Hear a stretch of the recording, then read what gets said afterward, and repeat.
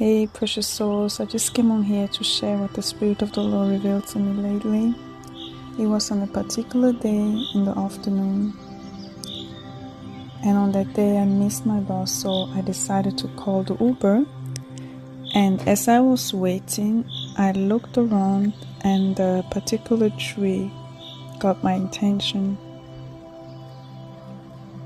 It was literally right in front of me at the street corner. And then the Holy Spirit dropped this revelation in my spirit.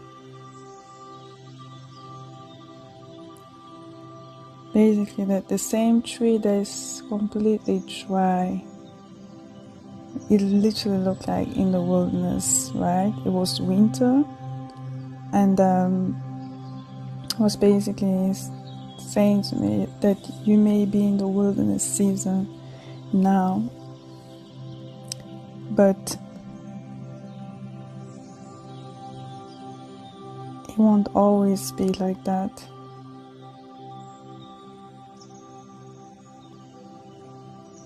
Better days are ahead.